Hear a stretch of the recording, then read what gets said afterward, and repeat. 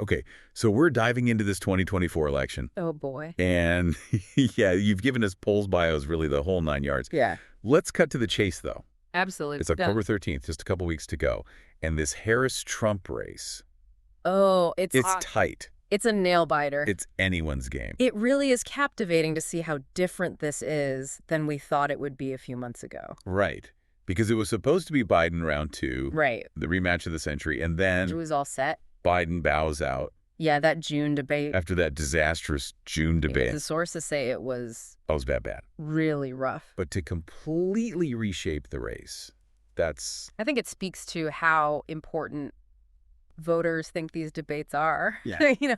One bad night under the lights and suddenly it's VP Harris in the hot seat. Exactly. And then she officially becomes the nominee in August. Right. So it's been a whirlwind for her. It has been a whirlwind. A baptism by fire, for sure.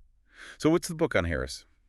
Strengths heading into the final stretch? I'd say a lot of sources are pointing to her age as a key factor. Okay. At 59, she's the youngest by far. And I think that resonates with people who are looking for, Fresh blood. fresh blood, exactly, a new generation of leadership. Right. And I mean, that makes sense. It's not just about being younger either. It's the perception of vitality. Absolutely. New ideas, a fresh perspective. You got it. But being the new face isn't always enough. Yeah. What else is working in her favor? Well, we've seen some consistent reporting in places like the Washington Post and NBC News about her competence and her effectiveness, and she seems to be more temperamentally suited for the job than Trump. At least according to some voters. Right, at least according to a segment of the electorate. Right. And, speaking of, I do remember that NBC News poll where her approval rating just shot up after she took over the nomination. It's true. Yeah, they said the only other time they'd seen a jump that big that fast was with George W. Bush after 9/11.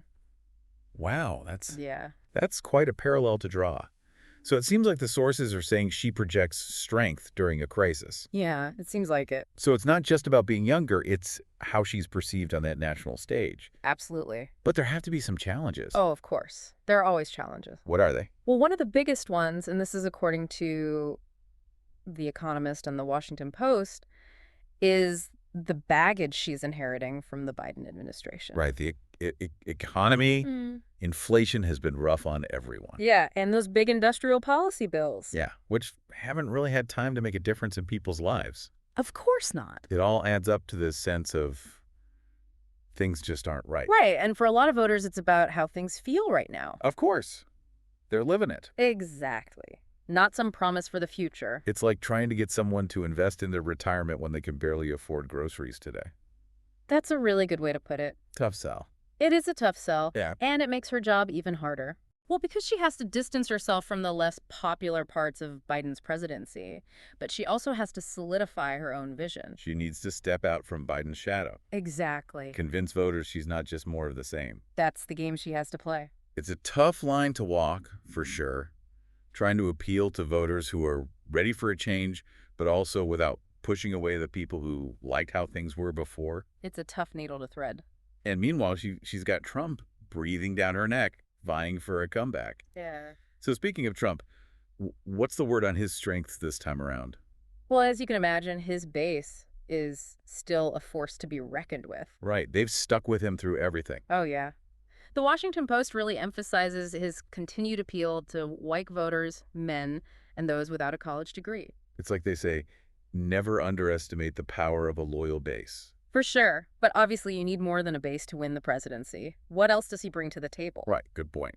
Well, interestingly enough, multiple sources point to the economy as a key advantage for him.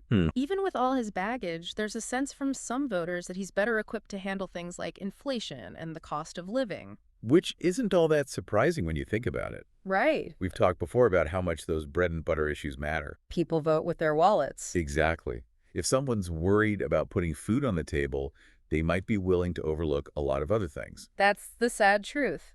The Economist's analysis suggests that when times are tough economically, some voters are drawn to what they perceive as strong, decisive leadership. Even if it comes with some rough edges. Right, and Trump definitely capitalizes on that. He's leaning into this whole political outsider thing, highlighting those assassination attempts. Oh, yeah? One successful, one not. Which, by the way... Painting himself as a victim of the establishment. Talk about a volatile situation. 2 assassination attempts in one election. That's got to be a first. Unprecedented. It just injects this whole other level of uncertainty into the race. Yeah, absolutely. And then on top of that, you've got the elephant, or should I say the Trump in the room, legal issues. Right, because those haven't gone away. No, The Economist actually points out that he's facing some serious charges related to the 2020 election. On top of already being a convicted felon. Exactly. For his actions related to the 2016 campaign. It's a lot. It's hard to imagine that one wouldn't give some voters pause, even those who might agree with his policies. It's a lot of baggage to carry, even for someone like Trump. For sure. So it's like he's trying to fire up his base without scaring off those all-important moderate voters. It's a very delicate dance. Talk about a tightrope walk. It is, but that's what makes this election so interesting. Right. Those voters in the middle. The ones who are still up for grabs. Exactly. And that brings us to the battleground states, because that's where this election will be won or lost. Absolutely. And, we're not just talking about any states this time around. Okay, I'm intrigued. What makes them different this time? Well, the New York Times highlighted a few that are particularly fascinating this year, like Georgia and Arizona. Georgia and Arizona, those are wild cards for sure. What's going on there? It's actually pretty interesting. Demographic shifts are a big part of it.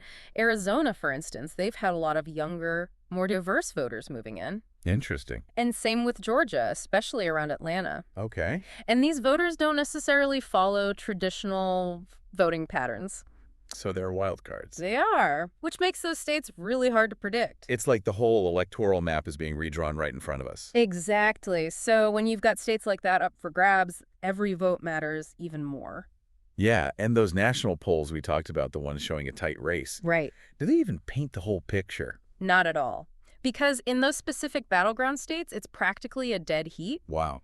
A few thousand votes could make all the difference. So even if Harris is ahead nationally, it could all come down to Georgia or Arizona. That's right.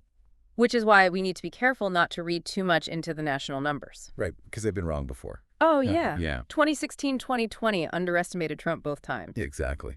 So what makes them so unreliable, especially in a race this close? Well, the Washington Post went into all of this. They called it the polling puzzle. And one big piece of it is, who are you actually polling? Right. Are these people even going to vote? Exactly. And are they representative of the whole country? And even then, how you're asking the question matters too. Right. Phone polls, online polls. Right. It's all different. Exactly. And the million-dollar question, will people actually go out and vote? Right, because it's not just about knowing what people think right now in this moment. Right. It's about predicting how they'll behave in a few weeks. And in a world of 247 news and social media, that's nearly impossible. Absolutely. Plus, there's that margin of error. Don't forget about that. That little percentage that can mean everything. It can be the difference between a clear lead and a statistical tie. Especially in a race this tight. Exactly. So that 2-point lead might not mean as much as we think. It's really anyone's game at this point. Yeah. So if we can't completely rely on the national polls, what should we be looking at in these final weeks? That is the question, isn't it? And it gets to what I find so fascinating about this whole election. Because it's not just about the policies anymore. It's something deeper. Okay, you've got to elaborate on that one. It comes down to trust. Who do voters trust more to lead in uncertain times? So it's not just about agreeing on issues like immigration or healthcare.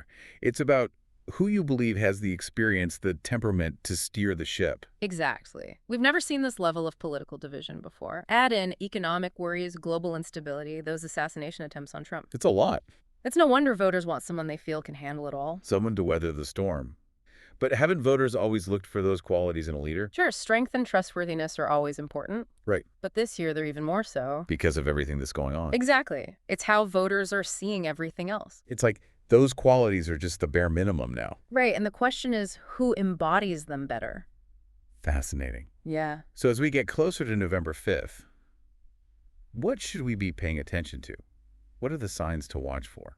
Well, watch how the campaigns change their message, especially in those swing states like Georgia and Arizona. Okay. Are they focusing on local issues? Are they emphasizing their personal qualities more than policy? Are they trying to win over undecided voters, or are they just trying to energize their base? So it becomes a very targeted game. It does. Every vote counts. And keep an eye out for any surprises. Because we know there will be more. This election has been full of them. Oh. Who knows what the next few weeks will bring? It's like trying to predict the Super Bowl. You can look at all the stats all you want, but sometimes it comes down to a few key moments, a little bit of luck, and who can handle the pressure when it matters most. What a perfect comparison. This election is up in the air, and that's what makes it so captivating. It definitely keeps us on the edge of our seats. Well, you've given our listeners a lot to think about.